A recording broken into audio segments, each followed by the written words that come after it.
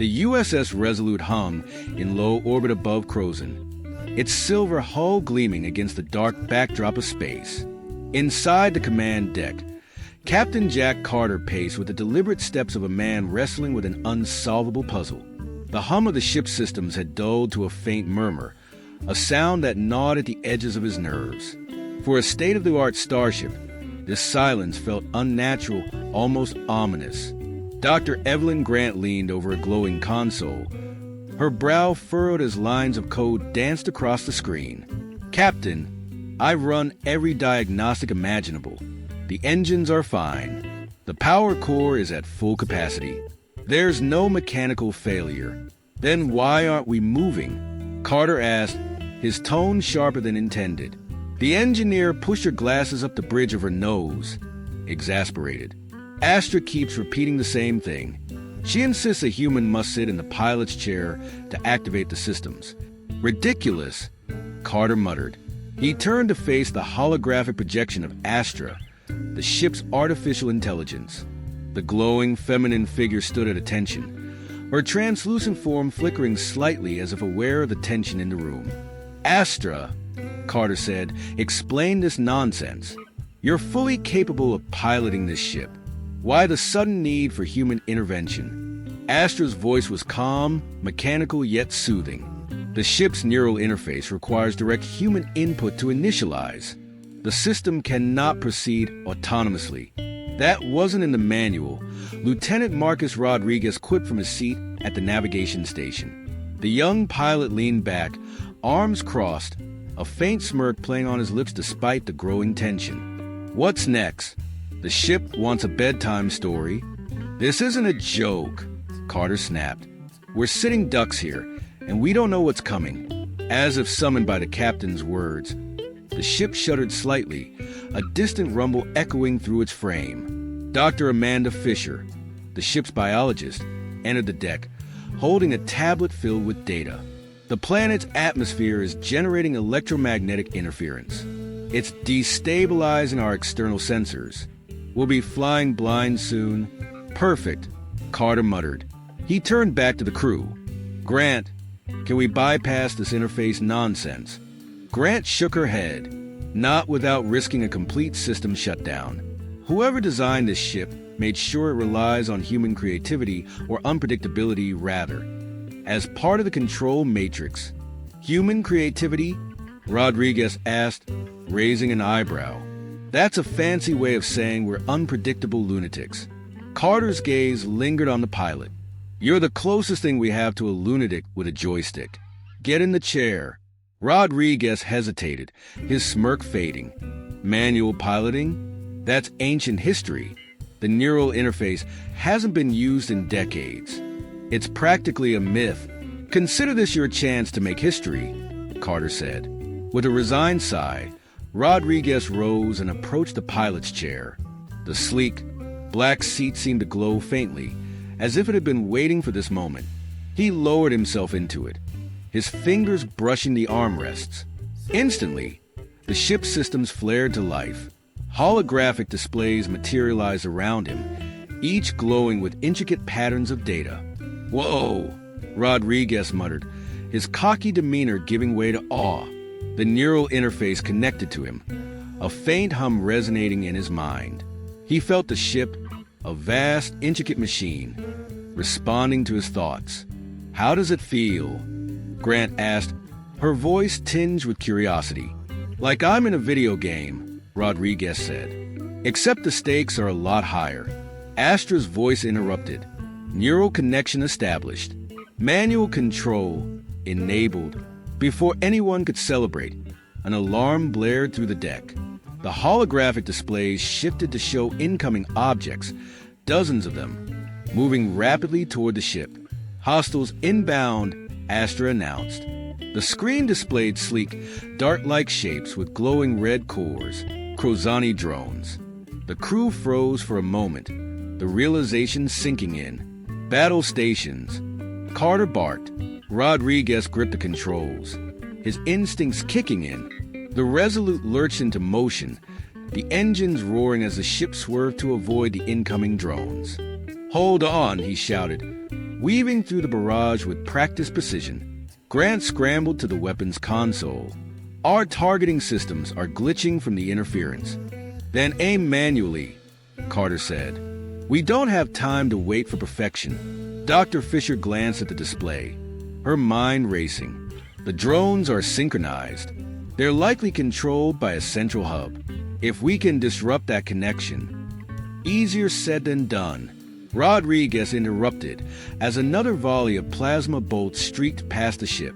Chief Petty Officer Hank Davis, who had remained silent until now, stepped onto the deck, his presence like a steadying force. Captain, if Fisher's right, we can focus our fire on one target and force them into disarray. Give me control of the Marines, and I'll prep for a counterattack if they board. Carter nodded. Do it. Grant, patch Davis into the weapons system. Fisher, find that hub. The Resolute moved like a predator, its crew falling into an unspoken rhythm. Rodriguez's daring maneuvers kept the drones at bay, while Davis coordinated the Marines, readying them for potential intruders. Got it, Fisher shouted, pointing to a glowing point on the map. There's a relay drone transmitting orders to the others. Take it out and they'll scatter. Target locked, Grant said, her fingers flying over the controls. Rodriguez, hold us steady.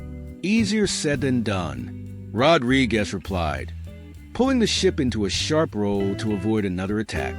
Grant fired, the ship's kinetic cannon unleashing a burst of explosive rounds. The relay drone shattered in a brilliant flash, its debris scattering like embers. The remaining drones faltered, their movements erratic. They're retreating, Fisher said, her voice a mixture of relief and triumph. The crew exhaled as the immediate danger passed. Carter turned to Rodriguez, who was still gripping the controls. Not bad for a lunatic with a joystick. Rodriguez smirked, his confidence returning. Told you I could do it. But the captain's expression remained grim. This was just a skirmish. The Krozani know we're here now, and they won't stop until we're destroyed. We need to figure out why this ship demands a human pilot. And fast. As the Resolute stabilized in orbit, the crew exchanged determined glances. The battle was over, but the war was just beginning. The silence following the retreat of the Krozani drones was fleeting. The Resolute's bridge buzzed with the frenetic energy of a crew that had won a battle, but knew the war was far from over. Captain Carter stood at the center of the room, his eyes scanning the glowing tactical display. The remaining Krozani forces had withdrawn, but the faint blips on the screen told him they were regrouping. They're testing us, he said, his voice calm but edged with tension. The next wave will be larger, better coordinated. Rodriguez, still seated at the pilot's console, flexed his fingers and smirked. Let them come. We'll send them packing like we did the last batch. Dr. Evelyn Grant turned from her station, her expression stern. That bravado won't get us far. Their tech is decades ahead of ours. If we're going to survive, we need a strategy and fast. Agreed, Carter said. Grant, I need options. What can we do with what we have? Grant hesitated, then tapped a few keys, bringing up a schematic of the Resolute. Our kinetic weapons are effective, but they're limited in range. The Krozani fighters outmaneuver us easily. We need to close the gap or find a way to disrupt their systems. Dr. Amanda Fisher stepped forward, holding a tablet filled with biological data. The Krozani have a vulnerability. Their physiology relies on a symbiotic relationship with their tech. If we can disrupt that bond, we might cripple their effectiveness in combat. That's all theory, Chief Hank Davis said, crossing his arms. What we need is a practical solution, something we can deploy right now. Rodriguez leaned back in his seat, his smirk replaced by a thoughtful frown. What if we use their tactics against them? They're fast, right? But they're predictable, move like they're on rails. If we can lure them into a confined space, we might have the advantage. Carter's brow furrowed as he considered the pilot's suggestion. An asteroid field. There's one nearby, isn't there? Grant nodded, pulling up a star map just within reach. It's dense enough to give us cover, but navigable if we're careful. Good, Carter said. Rodriguez, plot a course. Grant, Fisher, work together on a way to exploit their vulnerability. Davis, prep the Marines. If they board, I want them to regret it. The crew snapped into action, their fear overridden by determination. The Resolute turned sharply, its engines flaring as it sped toward the asteroid field. On the bridge, tension hung heavy in the air. As the ship entered the field, Rodriguez's skill became evident. He guided the Resolute through the labyrinth of rock and debris with uncanny precision, the ship's hull grazing past colossal asteroids. Tight quarters, he muttered, but they'll have to slow down to follow us. That's when we strike. The Kroan fighters appeared on the ship's sensors moments later, their glowing forms weaving through the void with eerie precision. Carter watched as they hesitated at the edge of the field, their formation breaking slightly. They're cautious, he observed. That's good. It means they're not invincible. Fisher's voice broke through the tense quiet. Captain, I've synthesized a compound that might work. If we release it into the asteroid field, it could destabilize their tech-organism connection. How long do you need? Carter asked. 10 minutes to deploy, Fisher replied. Rodriguez, buy us some time, Carter ordered.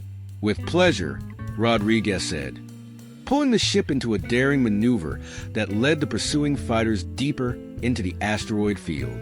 The Kroan hesitated, their ships darting cautiously between the rocks, but the Resolute moved with purpose, its pilot anticipating every twist and turn. On the lower decks, Davis and his Marines prepared for the worst.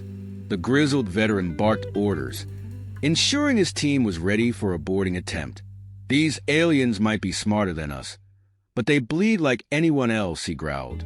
Back on the bridge, Grant monitored the Kroan movements. They're adapting, she warned. Their fighters are spreading out, trying to flank us. Let them try, Carter said, his voice steady. Rodriguez, keep us moving. Fisher, deploy the compound. Fisher nodded, activating a series of drones that dispersed a chemical mixture into the asteroid field. The effect was immediate. The Kroan fighters began to falter, their movements growing erratic as their systems struggled to compensate. They're losing coordination, Grant exclaimed. Now's our chance, Carter said. Target the lead ship. If we take it out, the rest will crumble. Grant worked quickly, calibrating the ship's weapons for maximum precision. Ready to fire, she said. Do it, Carter ordered. The Resolute S cannons roared, a burst of kinetic energy striking the lead Kroan fighter. The ship exploded in a blinding flash, sending debris scattering through the field. The remaining fighters hesitated, their movements uncoordinated and sluggish.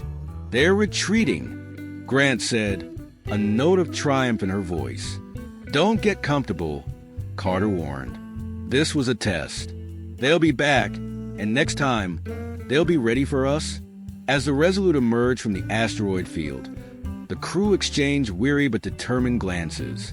The battle had been won, but the war loomed ahead. Carter turned to his team, his voice steady and resolute. We've proven we can outthink them. Now we need to outlast them. The crew nodded, their resolve solidifying. They had faced the Kroan and lived to tell the tale. But they all knew the fight was far from over. Somewhere out there, an enemy was regrouping, and it would take everything they had to survive what came next. The Resolute hovered in the shadow of a colossal asteroid, its silver hull battered but resilient. Inside the command deck, the crew worked tirelessly, each member driven by the knowledge that the next encounter with the Kroan could be their last. Captain Carter stood at the central console, his jaw tight as he studied the tactical readouts. Every scenario they ran painted the same grim picture. Survival was a slim possibility, victory even slimmer. Rodriguez leaned back in the pilot's chair, a hint of his usual bravado replaced by quiet focus. They'll hit us hard, Captain. No playing around this time. We've got one shot to catch them off guard. That's why we need something they can't predict, Carter replied. He turned to Dr. Fisher and Dr. Grant, who were poring over a holographic schematic of the Resolute. "Where are we on that wild idea of yours?" Grant exhaled, brushing a strand of hair from her face. "Theoretically, it should work. We've repurposed the neural interface to not just connect with Rodriguez, but to amplify human unpredictability. It'll make the ship's movements erratic, impossible for the Crozani to anticipate." "It's a gamble," Fisher added, her voice tinged with concern. "If the neural feedback overwhelms him, Rodriguez could lose control. We'd be flying blind." "Story of my life," Rodriguez said, a grin creeping back onto his face. "I'll manage. Just make sure this thing doesn't fry my brain." Carter nodded, his expression grim. "It's a risk we have to take. The Crozani are regrouping, and if their flagship joins the fight, we won't survive another direct engagement. This is our best shot." An alarm blared through the bridge, Astra's voice cutting through the tension. "Crozani fleet detected. 10 vessels approaching at high velocity. Estimated contact in 5 minutes. They're not wasting any time," Carter said. "Rodriguez, get us moving. Everyone else, prepare for combat." The Resolute surged forward, weaving through the asteroid field as the crew braced for the inevitable. On the lower decks, Chief Davis rallied his Marines, ensuring they were ready to repel any boarding attempts. "Stay sharp," he barked. "These aliens are smart, but we're meaner. Let's remind them who they're dealing with." On the bridge, Rodriguez gripped the controls as the neural interface activated, a wave of energy coursing through him. The ship became an extension of his mind, its movements responding to his instincts rather than calculated inputs. "This is different," he muttered, his voice strained but steady. Grant monitored his vitals, her fingers flying over the console. "The system's holding, but don't push too hard. We need you sharp." The first wave of Crozani fighters descended on them, their crimson plasma bolts lighting up the void. Rodriguez pulled the Resolute into a sharp dive, the ship spinning unpredictably as it evaded the barrage. The crew clung to their stations, the chaotic movements unlike anything they had experienced. "They can't keep up," Grant shouted, watching the Crozani formation falter. "That's the point," Rodriguez said through gritted teeth. He pushed the ship into another series of erratic maneuvers, leading the fighters into the densest part of the asteroid field. Carter's eyes narrowed as he spotted the Crozani flagship on the tactical display. The massive vessel loomed at the edge of the field, its presence a stark reminder of the enemy's overwhelming power. "That's our target," he said. "Grant, focus all weapons on its propulsion systems. If we can cripple it, the rest will scatter." The Resolute broke free of the asteroid field, its weapons blazing as it closed in on the flagship. Kinetic rounds slammed into the enemy vessel, but its shields held firm. The Crozani retaliated, a wave of plasma striking the Resolute and rattling its hull. "Shields are down to 40%, Fisher called out, her voice tight with urgency. "Keep firing," Carter ordered. "We don't stop until that ship is dead in the water." Rodriguez pushed the Resolute into a daring roll, evading another volley of plasma. "Grant, tell me you've got something big in those cannons." Grant smirked despite the chaos. "Just one surprise. Fisher and I rigged a kinetic missile with the compound we used earlier. It's untested, but if it works, it'll work," Carter said firmly. "Load it up." The missile locked onto the Crozani flagship, its glowing tip a beacon of hope amidst the chaos. Rodriguez steadied the ship, the neural interface amplifying his concentration. Firing in 3-2. A sudden jolt rocked the Resolute, the impact throwing the crew against their restraints. Alarms blared as a boarding party breached the lower decks. "Davis, report," Carter shouted. The Marine's voice crackled over the comms. "They're in. We're holding them off, but they've brought heavy hitters." Carter clenched his fists, torn between the battle outside and the one unfolding within. "Fisher, go. Help Davis. We can't afford to lose the lower decks." Fisher nodded and sprinted out, her resolve unshaken. Carter turned back to Grant. "Fire that missile now." The kinetic missile streaked toward the Crozani flagship, a trail of light cutting through the void. The enemy vessel attempted to evade, but Rodriguez's erratic piloting left it vulnerable. The missile struck true, piercing the shields and detonating with a blinding flash. The flagship shuddered, its propulsion systems erupting in flames. The remaining Crozani ships hesitated, their formation breaking as confusion rippled through their ranks. "They're retreating," Grant said, her voice filled with relief. On the lower decks, Davis and his Marines fought with brutal efficiency, pushing back the boarding party. Fisher arrived with a makeshift weapon, a device emitting pulses that disoriented the Crozani attackers. Together, they forced the invaders back to their shuttle, sealing the breach with moments to spare. The bridge erupted in cheers as the last of the enemy ships vanished into the void. Carter allowed himself a rare smile, his shoulders relaxing for the first time in hours. "Well done, everyone," he said. "But this isn't over. They'll be back, and next time, they'll bring everything they have." Rodriguez slumped in the pilot's chair, sweat dripping from his brow. "Let 'em come. This ship might be temperamental, but she's got fight in her. Just like us." Carter nodded, his gaze fixed on the stars ahead. "Then we'd better be ready."